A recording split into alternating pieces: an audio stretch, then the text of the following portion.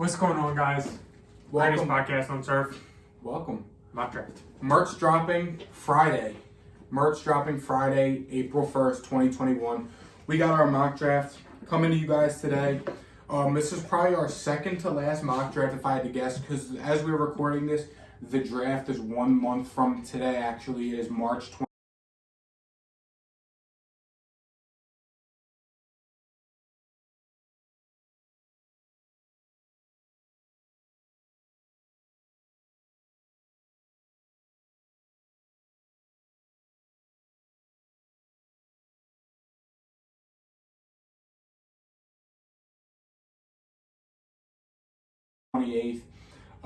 So you ready to get ready to mock draft?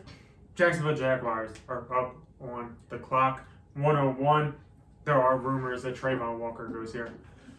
Nope. Don't think Those so. I are ain't buying real it. rumors. It is getting spread around, but I am not biting. I am not buying that. I am going with Aiden Hutchinson here, 101 to the Jaguars. I feel like that is the safest pick to go to the Jacksonville Jaguars. I think that the Jaguars, they beefed up the offensive line, or tried to, at least this free agency. They brought in Christian Kirk. They've done a lot to the offense. Yeah. And now with this pick, they brought in Evan Ingram. Now with this pick, they are going to show the defense some love after losing a Miles Jack. Aiden Hutchinson is not Miles Jack, obviously different positions, but Aiden Hutchinson is an edge that is a cornerstone piece on an NFL team. He is the 101, I think. He is the safest 101. He has a ton of production in college. He checks all the boxes. Trayvon Walker might be slightly more athletic, in theory, maybe. But Aiden Hutchinson is my pick here. Number two, I see why Trayvon Walker is getting a lot of hype. When you're 6'3", 275, and you can play in coverage pretty good. That's fair. That's good. But I don't think he's worth it. I mean, yeah, he had a good playoffs, whatever. He was good. He was on a very good defense. But, I mean, his actual tape is kind of like he made some good plays, but he's kind of raw still. And I think the Jags would want to take more of a Sherlock prospect at number one than a guy who may need to develop a little bit more as an overall player. Number two, some people are surprised by this one, and I don't see why. I'm going Malik Willis at number two, quarterback out of Liberty. The Lions, they're going to get their guy. They're pick two for a reason. The Lions can't afford to take a year to let Malik Willis develop. Like we said on last week's podcast, Detroit, they have a good team. They have a great O-line. They have two good running backs. They have Amon-Ra and DJ Chark as receivers. So, I mean, they really just need a young quarterback. Their team's pretty young. They get their young quarterback at 2. They have a lot of other draft capital. They pick at the end of the first round and early second. So, I mean, there you can address, like, wide receiver, linebacker, or more of your other needs. So, I went ahead with quarterback here. I really don't know what the draft is going to look like for quarterbacks in this mock draft. Only 2 went in the first round, I think. And, I mean, the draft will probably be different. I can see up to, 4 quarterbacks going in the first round, but it's kind of hard. Yeah, maybe Detroit would look to trade back, but depending on where they trade back to, I don't know if Malik Willis will be there. And we didn't do trades in this mock draft, obviously, so that's why I went ahead and just took Malik Willis at 2. Detroit's going and getting their quarterback of the future to try and finally make Detroit great after all these years of just being sorry. Yeah, I've been saying Malik Willis is my top quarterback for a while, and I'm not surprised at all to see him go too. In terms of the next pick, the Houston Texans are up at number 3. I got them going Evan Neal here. You can argue edge. Really, you can almost argue anything, and I don't think I would blame you for it. I think that the Texans, what they're going to do is they're going to see what they have in Davis Mills this year. And in order to properly do that, in order to give Davis Mills the respect of doing that, you have to help him out as much as possible. You have to give him the same help as other quarterbacks are getting. And right now, he literally doesn't have anything. You don't really have anybody to throw the ball to. Brandon Cooks, if he's still there. Not sure if he's a free agent or not. He threw to Brevin Jordan a lot down the stretch of tight end, 6th round tight end out of Miami, who I was a fan of. He doesn't have much. Yeah. He's throwing to a 6th round tight end. Yep. That's not even a knock against him, but he needs more help. And offensive line, Evan Neal, I think is a good spot for him. Laramie Tunsil was their left tackle. They gave up the whole entire bank in order to get him. I didn't like it when it happened, but they did it. Now you're going to get the right tackle on Evan Neal. You have the 2 tackles of the future with your Evan Neal, Laramie Tunsil, and that's perfect for Davis Mills. That's what he needs. when he has a bunch of time, sometimes you don't need great receivers if you have a shit ton of time. Mm-hmm. Evan Neal has shown he can be a decent right tackle. He played that in college. I think it's a good pick for him. It helps out the running game. It helps out the quarterback. This is a Texans team with 5 picks inside of the top 80, 2 firsts, a second, 2 thirds. I think that the Texans, their best path to success is to get their cornerstone pieces. That's quarterback. They might have their guy already. That's offensive tackle. Here he is with Evan Neal and Larry Tunsil. That's edge. It's corner. You get the main pieces, then you build the rest. Evan Neal is a main piece. That is my pick. I also think another candidate to go here is Sauce Gardner. I mean, we see these teams, Sauce Gardner's flying up draft boards, and I mean, teams having a really good corner. I don't think you take that at pick 4. I'm saying I think they could get away with it though at 3. I think you just grab a corner at 13. That's fair. Moving on, next we got the Jets. And in theory, this should be Ike Mukwanu, right? In theory. But it's not. I have the Jets here going Kayvon Thibodeau. Not surprised, though. No, I'm not surprised. I would have loved for this to be Ike Mukwanu, but Kayvon Thibodeau's here. My laptop's loud. Hopefully you can. When you can arguably get the best player in the class at 4th overall, you have to do it. Giving Robert Saleh another young, elite potential edge rusher like he had in San Francisco with Nick Bosa. They have potential to get that here. Now, you could argue that they need offensive line more, which I can agree with 100%. You have Mekhi Becton, who's battled injuries, and Elijah Vera Tucker, and I think that's pretty much it. You lost Morgan Moses to Baltimore. They have Connor McGovern, who was okay at center for them, but no, I went with Kayvon Thibodeau here. He's arguably the best player in the class, and in my opinion, he's probably one of the top players on the board, and giving a defensive-minded coach in Robert Saleh, who gave Nick Bosa so much success with the 49ers, I really don't think you can go wrong with it here. So that's why I went with Kayvon Thibodeau. My next pick, the New York Giants, are up, and we just mentioned this guy earlier. Ike Mukwanu, offensive tackle out of NC State. In my opinion, you can argue quarterback. I think that the Giants do need an offensive tackle. They have Andrew Thomas. And Nate Soldier retired, I believe. Guy sucked anyway. He sucked anyway, but he was a starter, and now they literally have nobody. So Ike Mukwanu does obviously fill the position in need for the Giants. Yes. This is going to help out Saquon if he's still on the team. They are looking to trade him possibly. Yeah. This is going to help out Daniel Jones, even though he sucks. It's going to help him out. Mm-hmm. This is going to help out the whole entire offense. Offensive tackle is a position of need. It is a cornerstone piece, and I think that's the pick here, especially when you have the Panthers coming up, who might take an offensive tackle. They could also take a quarterback.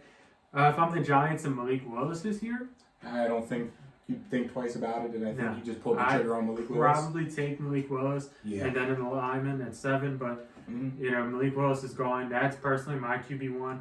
I wouldn't really reach on any of these other guys. So Ike Mukwanu, some people's offensive tackle one. A lot of people's actually they have him over Evan Neal, and I don't blame them.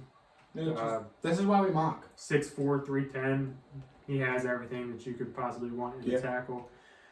And it'll help out the Giants. So that's my pick. Yeah, my QB1 didn't even go in the first round in this draft. So, but then again, Lamar Jackson didn't go till the end of the first round. Tom Brady didn't go to the 6th. There we go. The Panthers up on the clock. Yes, I could see the argument for offensive tackle. Could also see the argument for Trayvon Walker to pair with Brian Burns. But the fact of the matter is Matt Rule's fighting for his job, so this is Kenny Pickett and it's not close. If Matt Rule wants to keep his job, he drafts a quarterback here, tries to convince management to give him this year or next year to try and develop Kenny Pickett into something. And reports are showing that the Panthers love Kenny Pickett. So there you go, the Panthers take a shot at their potential quarterback of the future if it works out. I like Matt Corral here a lot better. But the report's saying that the Panthers love Kenny Pickett, and he's here at 6. I think they got to take him. And like I said, Matt Rule's fighting for his job, so you got to try and keep your job somehow. And what better way than drafting your franchise quarterback and begging for more than 1 year with him? That's fair. My next pick, the New York Giants are up at 7. I have them taking Trayvon Walker, edge out of Georgia. It is somewhat of a position of need. Dexter Lawrence, who they drafted kind of high, he is there, but he hasn't really panned out to be what people expect. Trayvon Walker is potentially 101 to the Jaguars. Yeah. He's getting floated around. He has a ton of upside. Film doesn't look the greatest. He's a little raw, but the athleticism is something that you can't deny. He can play inside or outside, so he is versatile enough to go into this defense with Leonard Williams, Dexter Lawrence, David Moa, whoever that is, a nose tackle. I doubt he's very good because I don't recognize him. Yeah. So the Giants, it does fill a position in need for him. I would not hate you if you drafted a quarterback, if you had them drafted a quarterback, because they definitely need one. They need offensive line. We have them already taken offensive line. So give me Trayvon Walker, potential the top edge rusher in the class in terms of some people's eyes. And at 7, I feel like that's a good pick. Yeah, number 8, the Falcons are on the clock. Now, this pick was a toss-up for me. I really don't know where they're going to go. I mean, receiver is 100% in play here. So is safety, edge, and even quarterback. But to me, though, I just didn't think they go quarterback here. I think that they go with the best player on the board, and to me, that's Jermaine Johnson. Edge rusher out of Florida State, staying fairly local. Played at Florida State. Atlanta is in Georgia, which is the state above Florida. For Geography, the greatest podcast on Earth. Geography 101 with the boys. But yeah, Jermaine Johnson's had a great offseason. He had a great Senior Bowl, did so good he didn't even play in the Senior Bowl, and that speaks volumes for me. That's why I'm so high on him. It's fair. You gotta have nuts to do that. It's fair. So that's why I went Jermaine Johnson here. We always say the foundation to a rebuilding football team is getting a top edge rusher and getting solidifying that edge spot. So they do that here with Jermaine Johnson, who's got potential to be that franchise edge rusher for them. They take a chance and they're going to gamble on getting in this case, a Desmond Ridder, Matt Corral, or even a Sam Howell, whose pro day was today. I didn't see much on how he did. I didn't really look into it yet. They're taking the gamble that they'll be there, that one of them will be there early round 2 to take, and they're getting their franchise cornerstone edge rusher here at number 8 overall. Next up, the Seattle Seahawks are up at 9. This was a kind of tough pick. He did this pick because I wanted it next. But when in doubt, you go with an offensive lineman, especially if it's a position in need. Currently, the Seahawks offensive tackles are Jake Curhan and Greg Elam. Yeah, so I'm taking Charles Cross, offensive tackle out of Mississippi State, an SEC guy. SEC guys know how to block because they go up against other SEC guys. 5-star coming out of high school, 6'5", 305. The Seahawks, I wouldn't hate a quarterback, honestly. Matt Corral is going 9 to the Seahawks and he's going to be the next Russell Wilson. But in my opinion, Baker could end up as a Seahawk. Also, they could roll with Drew Lock for a year and tank a little bit and don't jump into a hasty rebuild, but kind of take a slower one. And I think the Charles Cross pick here is the slower rebuild that I think they will do. Charles Cross is the best remaining offensive tackle. He has that SEC pedigree. He is super talented. The Seahawks do need an offensive tackle. I think they need to push defense back to the back burner because nobody really cares about defense, essentially. Yeah. You care about getting a good quarterback and then protecting him. Or you care about completely going for defense, but when you have literally nothing, I feel like the offense is the smarter way, especially build up the O-line. Charles Cross is the top offensive tackle. Therefore, that is my pick. Yeah, Jets at 10. I wanted Charles Cross here bad. I really did, because that's best case scenario for the Jets. They draft a tackle at 10, which they would have drafted at 4. But I don't think there's an offensive lineman here worth taking. I mean, Tyler Linderbaum, I could see it, but I feel like it's kind of early for an interior offensive lineman. Especially a center. But with all that being said, I went ahead here and I took Garrett Wilson out of Ohio State. They need receiver. Yeah, they have Elijah Moore. They took in the 2nd round, who wasn't bad down the stretch. Yeah, they have Corey Davis, who's a good receiver too.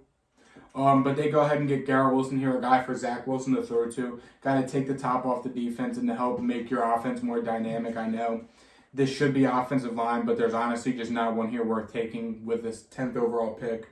Maybe they do what they did last year. They traded up, but I mean, they could trade back a little bit with a team that Trump wants to move up for one of the quarterbacks to follow the top 10. And then you draft your Zion Johnson or your Tyler Linderbaum middle, which I could see as a real possibility. But again, we're not doing trades in this mock draft. So I went ahead with Garrett Wilson to help help out that offense with Zach Wilson and get him some help to throw the ball to. Yeah, this is like prime trade down territory because this is where teams traded down last year to get like Fields. Yeah. So I wouldn't be surprised if any of these teams move. No. But next up, the Washington Commanders are up at number 11. I hadn't taken Kyle Hamilton, who was my best available. Landon Collins is a free agent. He's most likely not coming back, I don't think. Pretty sure they cut him.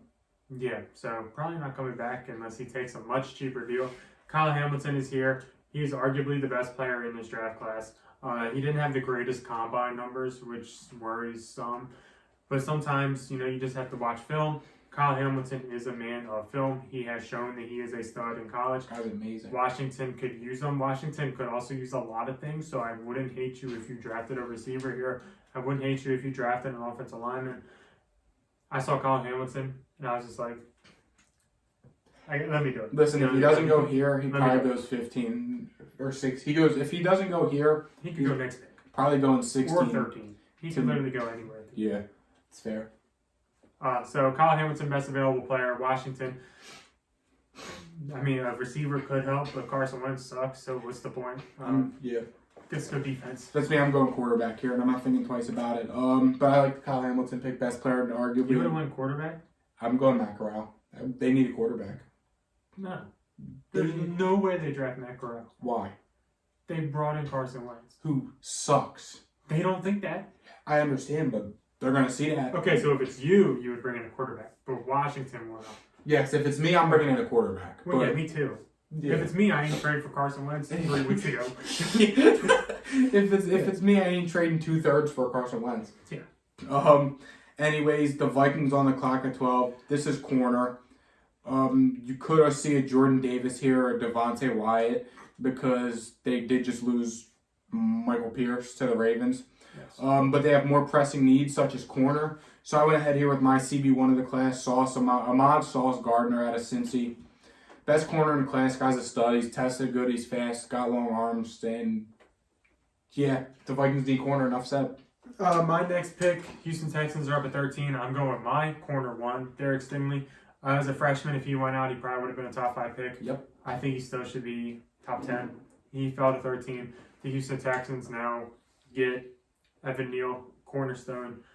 Their lockdown corner, another cornerstone in theory. The Texans, I think, are killing the draft so far. Derek Stingley at 13, I think, is pretty good value. I think he's top 10 worthy. He has the potential to be the best corner in football. We've seen that in college. He's went up against everybody coming out of LSU, DBU. So Derek Stingley's my pick. Yeah, and I'm the Ravens here. Jordan Davis was mocked here a lot, but they did just bring in Michael Pierce. I don't think there's an edge rusher here worth taking. And it was tough for me not to take O-line here, but the Ravens don't draft offense in the first round like we touched on the podcast.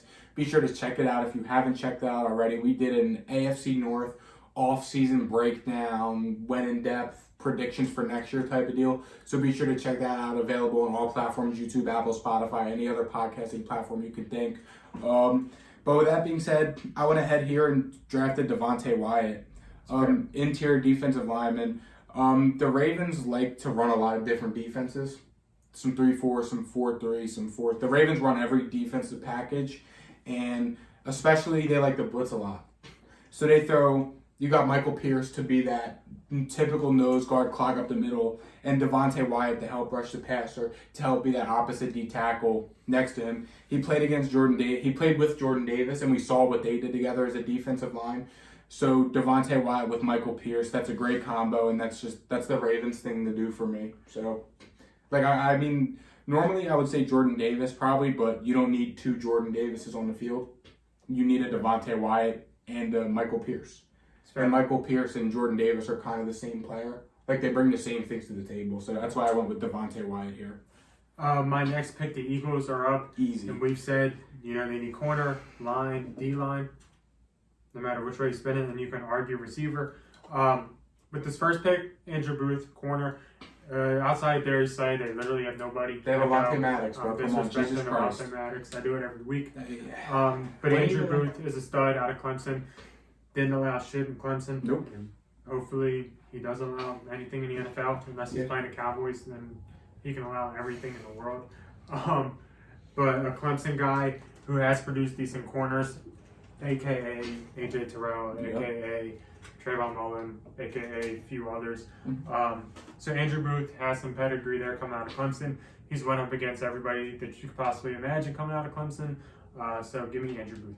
Yeah, 16, Philly's back on the clock. I do this every mock draft. But they had Jason Kelce. Too good. Tyler Linderbaum. Listen, Tyler Linderbaum is your Jason Kelce replacement. I know Jason Kelce's coming back for the year.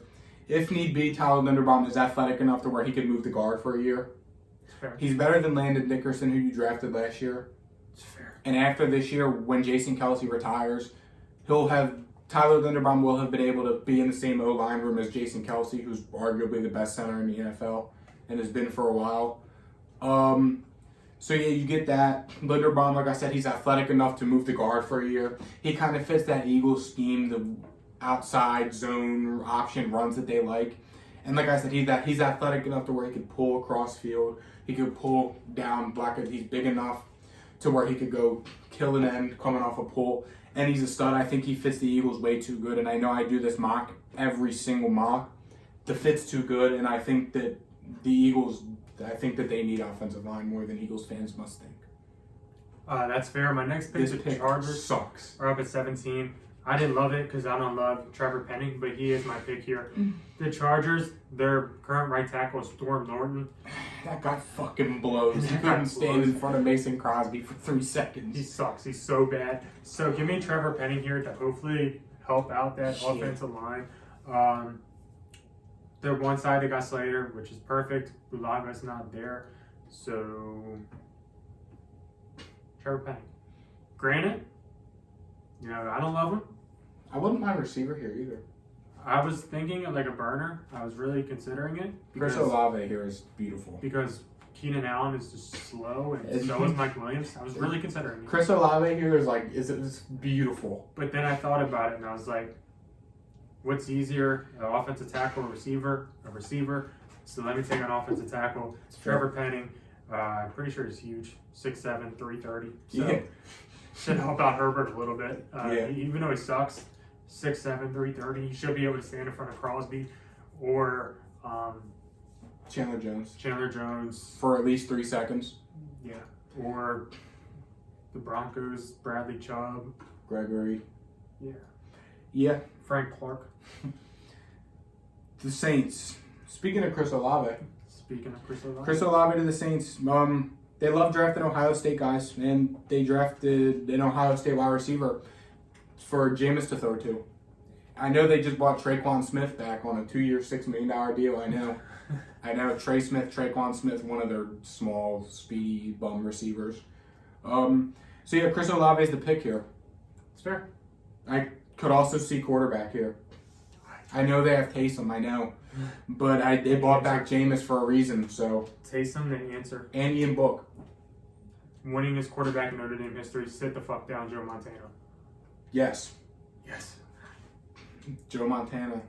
Sit the hell down. Yeah. We need to get an Ian Book mini helmet and then replace it. I'll buy an Ian Book rookie autograph because it's probably like $2. I was gonna say it's probably like $5. And put it on top of Montana. Take Montana's card out and put Ian Book's in because Ian Book was better in college. Father and son, Ian Book and Joe Ian Book, the father, Joe Montana, the dad. But yeah, Chris Olave to the Saints. I didn't have to think much about it. They need wide receiver help, and it showed last year. They need a lot of help. Anyways, the Eagles are up. Again. And I'm on the D-line. Jordan Davis. I know they have Fletcher Cox, who's the best defensive tackle. Fletcher who? Cox. He's the best defensive tackle that we've ever seen ever in the dawn of time. But Jordan Davis is my pick.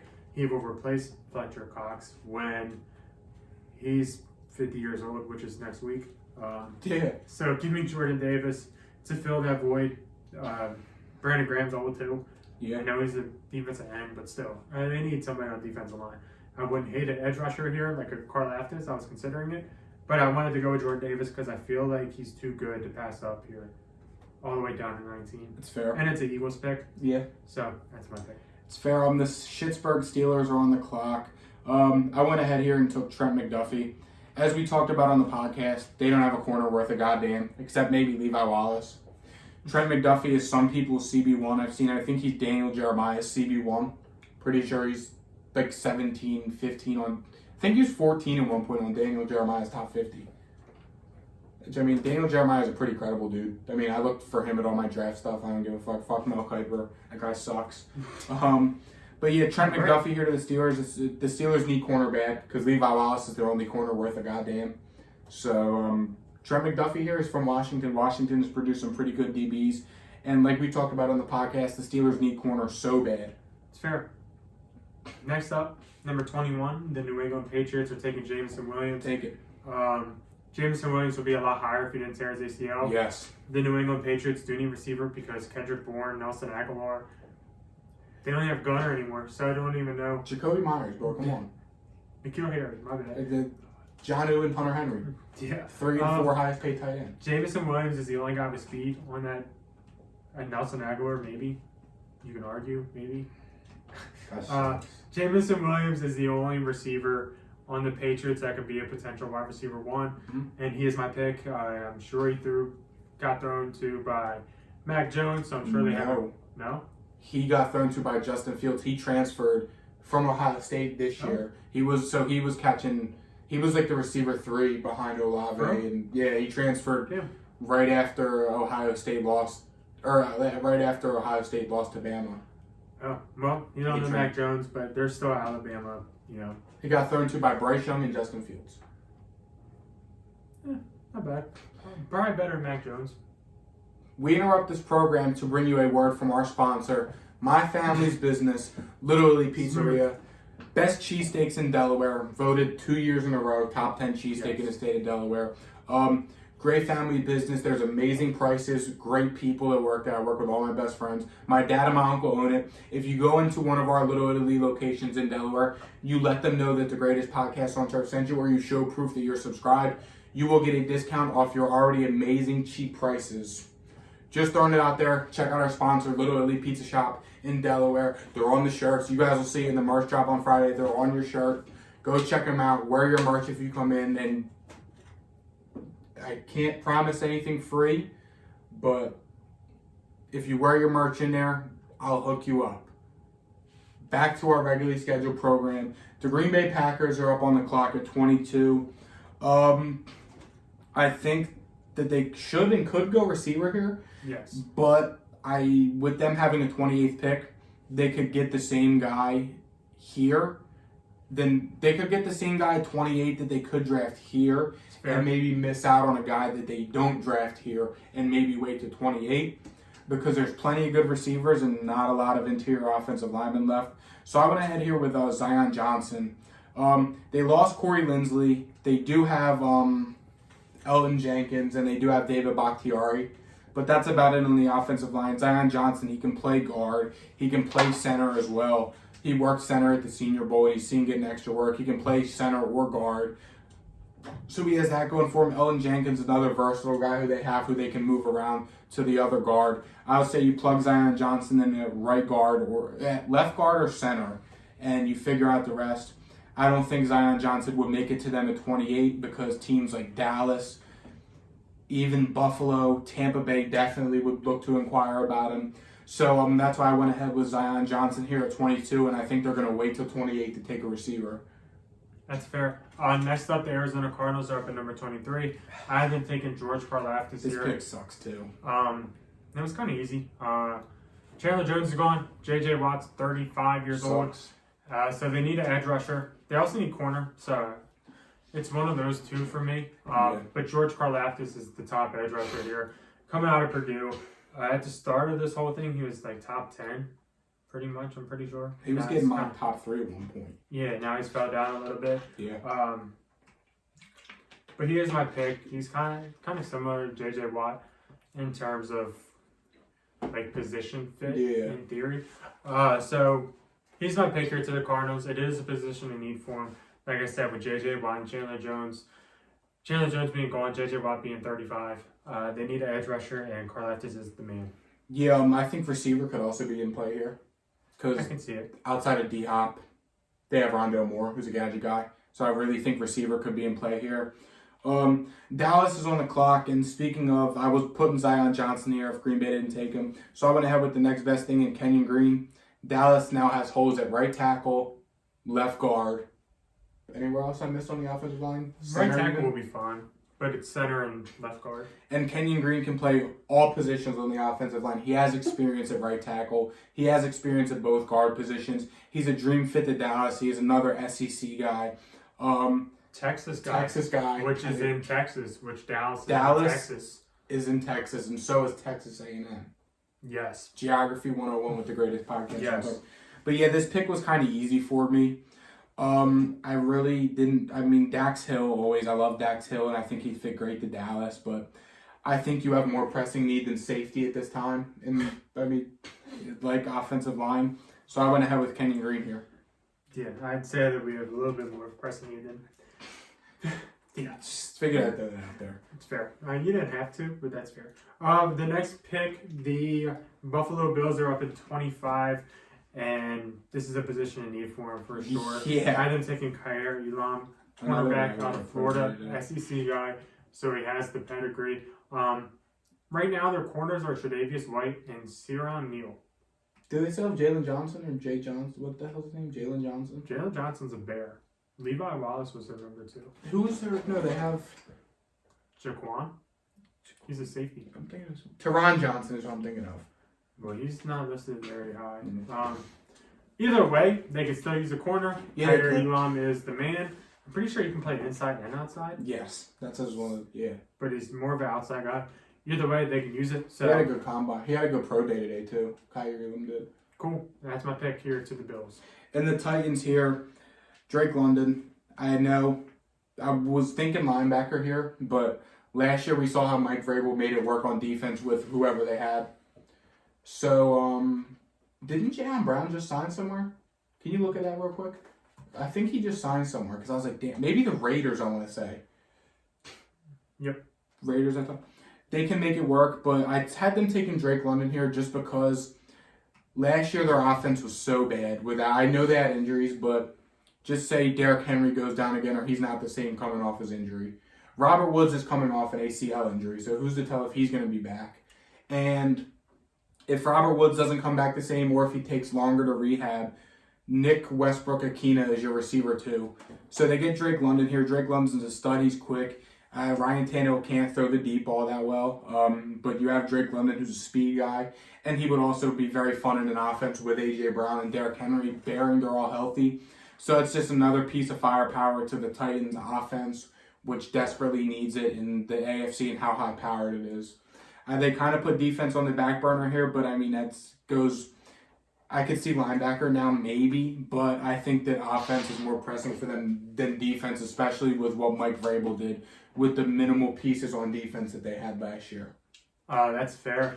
Next up, the Tampa Bay Buccaneers are up at 27. I have them taking Treylon Burks. Surprised me. It might not be the greatest position in need for him in theory, No. but if you think about it, I mean, Chris Godwin's going to be banged up probably at the start of the season. Yeah. Russell Gage is not the answer in my opinion. Burks is a 100% luxury pick, but you have Burks on the outside with Mike Evans on the outside with Chris Godwin in the slot. I feel like a lot of things could get done there. Yeah. Tom Brady doesn't have that much time left. Probably damn near retired last season. Probably I would say this is Brady's last year. How do you help him? He brought in Shaq Mason. He kept Leonard Fournette. You bring in Burks. You have your offense. The left side of the offensive line could probably use some help. But, you have later picks to address that. The defense, it's okay. You can use some help somewhere. I see they signed Logan Ryan, which is a decent veteran to bring in. He played with Brady too, and he brings that veteran presence. Yeah, I mean they're actually in pretty good shape, especially if they can bring in a Sue or a JPP. Mm-hmm. So Burks is a luxury pick. I do agree with that, but I think Tom Brady could use him. So that's my pick. I seen the Patriots. Jabril Peppers was on a visit to us today. I like that one. Nice. That'd be fun. 28. The Packers are on the clock. Like I said, they're going receiver here. And it's Jahan Dotson. Jahan Dotson, he's been one of them late first, early second round receivers. He tested very well, and he's similar play style to Devontae Adams. I feel like from what I've seen of him play. So this wasn't really a hard pick for me. They waited to get receiver, and I'm sure they've missed out on Drake London and Burks. But I think that Jahan Dotson has the most potential, and I think he's the most similar guy to Devontae Adams. So he helps fill a huge gaping hole that Green Bay has at wide receiver. Fair. Next up, the Kansas City Chiefs are up, and I was really considering David Ojabo here, but I went with Boye Mafe here. You actually said it right. It's not that hard to say. Well, I mean, you've botched easier names, I'm sure. No, that's kind of easy.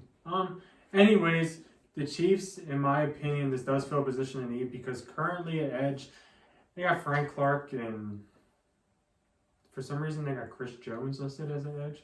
Yeah, because they listed him as edge at the beginning of last season, but then they moved him to D tackle like half. He's a D tackle. They need an edge. Yeah. Mafe is somebody that can step in week 1, which is why I went with him over Ojabo. Ojabo is by far the better player, but he does have more risk and he's not going to step in week 1, so that's why I kind of stay away from him. Mafe is, and it is a position need, so that's my pick. Yeah, this was an easy pick for me. These are the two guys when I was texting Ryan. I said I'm taking these guys back to back. Dax Hill, he's your Honey Badger replacement, and Tyrann Mathieu was a huge role in the Chiefs defense. And you get Dax Hill, who's just a younger Honey Badger. It's fair. On my next pick, number 31, the Bengals are up. I didn't think of Perrion Winfrey because it does fill a position of need. And I got my boy in the first round. At defensive tackle, Ogunjobi is a free agent, so that is the position of need. The other one is decent. BJ Hill, I think they have. I don't know. I just dropped it on the pod. BJ Hill, I think. Yeah, it is BJ Hill. Or DJ Reader. DJ Reader. So, DJ Reader and Ogunjobi were the guys. Ogunjobi could possibly come back, which if he does, it's not going to be Perrion. Yeah. But if he doesn't, I think Perrion steps in over BJ Hill or Reader because they're both kind of Yeah, this was a tough pick. But I went with my boy Perrion to be on a defensive line with Trey Hendrickson. I was also thinking about a job up here. I'm going to be honest. I still think he's talented enough to go to first, especially if a team has the luxury to do it, like the Lions, like the Chiefs.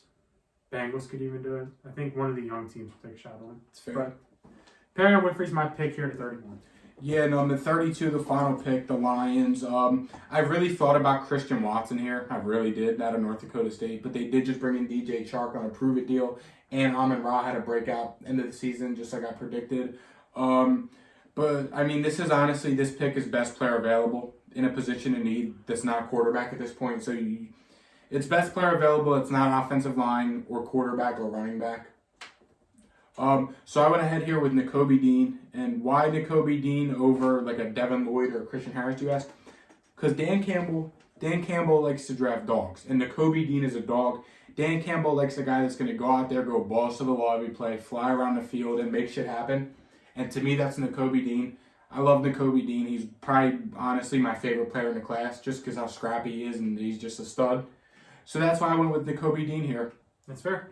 Anything else you want to say? Touch on? Good. All right, cool. Don't forget merch drop Friday. We're going to keep advertising it all week. Follow us on Instagram and TikTok. We're going to keep advertising it. Maybe even give away some merch. So we will see you guys on next week. Keep a lookout for the merch drop and all the details about that. See you. Peace.